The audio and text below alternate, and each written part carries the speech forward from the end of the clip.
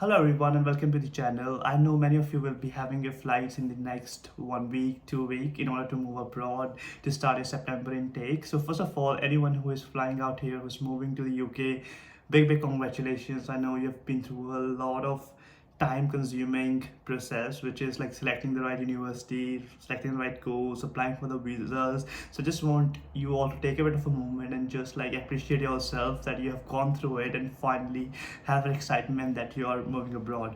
Now I have been living here for the last 6 years. I was one of you when I was flying here. I had nobody in the UK and just like started everything from the scratch and kind of a thing, right? So what I'm going to do with this video was I've gone through a lot of experience and share with you what are some of the pros and cons of moving to the UK. When I talk about cons, don't be discouraged that these are your deal breaker that you can't move to the UK. Obviously, you've already made the decision, but these are some of the things you should be aware about since you guys are moving here to the UK. Before even we go towards the cons, I want to start with some of the pros which really comes with when we start moving to the UK, and there are really good tips which I really want you to listen, obviously based on my experience. So the first one is really on your education, right? So I think that was the one big thing when I moved here. I think the quality of education is really great when you come here and study in the UK. When I talk about quality of education, it's not about just like reading through the books kind of a thing. It's more about your professors, like the way they teach you, and a bit of that friendliness sort of vibe which you get when the professors teach you certain concepts, and that ability of asking the questions during your lecture theaters. Then also the professors host like weekly sessions which you can book and go there and ask more of your doubts. And then I think the second element of the education is like your group discussions, your course mates, right? So once you come here, don't just be like one guy, like like you might have a typical picture that somebody's just like reading through the books. You just need to, first of all, that's the first thing you do, go and attend your lectures. Then also make sure you make like really good friends, because those are the friends, some of them might be like local friends who already know, like whom their like mom and dad are already working in some of the big companies, so they can really open your some of the paths in order to provide you tips on how to apply for the jobs, how to get into good companies. So they'll have more of understanding about the local culture. So make sure you also make good friends. It's all part of getting exposed and having a really good education here in the UK. The second one is really on your work culture. Since I've been working now here in like in a corporate company, the work culture is absolutely amazing. Some of the things which I tell you about my own experiences, just like small little things like the starting and finishing time, right? So like in my company, I can start anywhere from 7:30, finish at 3:30, or start at 9:30, finish at 5:30. So this like I do have like a lot of flexibility when it comes to my working schedule. I can work from home, I can work from office, and then everybody like whom I work with, they are always willing to help me out, and I don't have to like exceed my hours. So if I say like 5 o'clock is my end of working hours, I don't have to exceed my working hours. So this is a really good work-life balance. You can focus on your health and your lifestyle and those kind of things. So really amazing work cultures. That's another good thing for anybody who's moving to the UK. You'll experience that once you're doing a specific job, once you get to do a graduate job, once you've graduated from your master's or undergraduate degree. The third point is really on your financial freedom. Again, big aspect of moving abroad is getting that ability to be financially free, where you don't have to rely on your parents to ask for the money to go to a night out or just fund your headphones or fund your MacBook, right? You get that ability where you can, once you move here, I encourage everybody to do part-time job. Even when I came here, I also did my part-time job.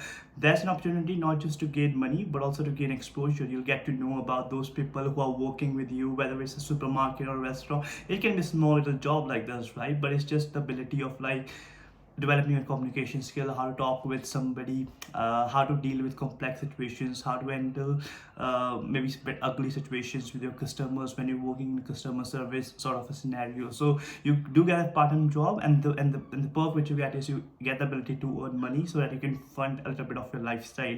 So again, really takes away the pressure from your parents, and you get the ball in your hand. You need to make the decisions of your life as you go forward. So it's about financial freedom, and then also about like a bit of your lifestyle as well. Like think about what are the things you enjoy, because you won't be having your parents with you here, so there's no restrictions of any kind. But now you need to build your boundaries, like what are the good things for you, what are the bad things for you. You might want to pick up a new hobby. So there's a lot of freedom which comes in place, and that's a good aspect of it, when you sort of define your own boundaries, right? Kind of a thing, because I've seen like people misusing the freedom as well, so just need to be a bit careful over there. Before I start talking about the cons, there are really good companies who are helping a lot of international students, and one of those companies is Ember Student. So anyone who is moving abroad and who still requires an accommodation, Ember Student is a place to go because it's a marketplace of all student accommodations in the UK. So if you're going to Glasgow, simply go to click the link in the description of my video, click the link and just put Glasgow, and we'll be showing you all the accommodations which are available. They've got fantastic cashback offers for you guys, so make sure you check out Ember Students. The link is in the description of this video. Now when I talk about cons, the very first con is on the graduate jobs. You might have seen some of my previous videos where I talk about this point a lot, that a lot of students struggle to get a job once they're done with their degree. And now there are a few reasons. The first thing is a lot of people don't have the work experience from their own home country. They've never done an internship, they've never done a placement, they've just done a bachelor's degree and then they moved here to do their master's program, which is going to be like really tough for you to get the job, because in the UK it's like less about the degree but more about your skills. I would say it's about both of the things, right? So it's like a balance of both the things. You need to have a really good master's degree, like once you graduate, make sure you have got a dissertation, you've got distinction as a target. Then on the top, but the second thing which is going to be really important is also to have that work experience. So the first thing is people who don't have work experience, be a little bit prepared that you might have to push yourself a bit more harder. Maybe you want to like dial up on your networks, maybe you want to dial up on your connections, maybe you want to have good relationship with your professors, so that once you're performing really good in your master's degree, you're able to demonstrate to your professor who can actually open your doors, maybe to help you to apply for a PhD, but also who can give you an advice how to get into the industry itself with less amount of experience, right? So that's the first thing, right? And the second thing is, if you don't have work experience, consider like after you finish your masters, can you do an internship? Because you've got a post-study work visa. So be prepared about like critically evaluating where you are standing, and think about where the gaps are and how you can fill those gaps. The second underlying point over here is, make sure you prepare your CV and cover letter as soon as you move to the UK in order to apply for those full-time jobs. That's the second point. The second one is about family. So you can't bring the family with you, right? So even though I'll be staying here for like 10 years and how many years, and I might get a citizenship here in the UK, but I can never bring my mom and dad, right? So that's a bit of a negative aspect of moving to the UK. And the third one is on the healthcare. Now healthcare system is fantastic. Obviously you'll be paying medical insurance when you're moving here. So the first thing is, make sure you are getting registered to the NHS. A lot of students don't do it, and when they get some sort of illness, they sort of cry, right? So make sure like you get, that should be things to do in your first 1 month kind of a thing, like which is getting registered to your local hospital.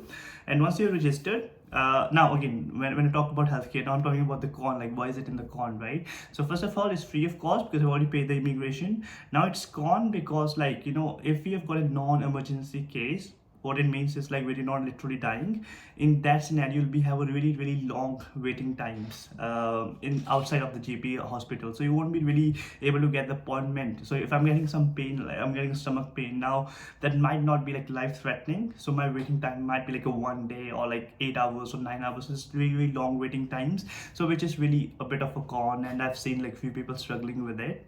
But now on the plus side, once you're able to get a full-time job, like in my case, I do have access to private healthcare facility. So it depends like what sort of situation you are in, right? So I think these were like the three cons which I had in my mind. And obviously there were some riots like happening here last month. I was obviously in India, so I don't know like what actually was happening on ground.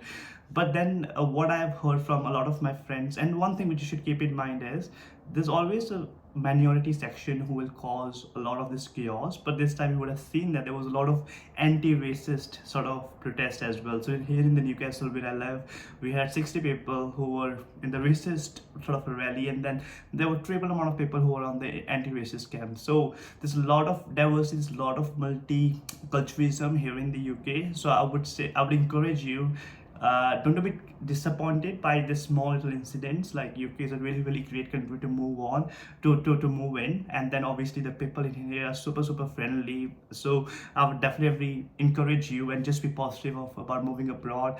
And I don't, at least in my sort of 6 years, I've never experienced any sort of racism, even micro racism in any shape or form. This country has been really great for me, right? So I would wish that it's the same experience for you guys. So good luck for anyone anyone who is flying here, and I'll see you in my next video. Feel free to comment down if there's any questions, and I also do one-to-one calls if anyone want to get in touch with me over a video call. Thank you.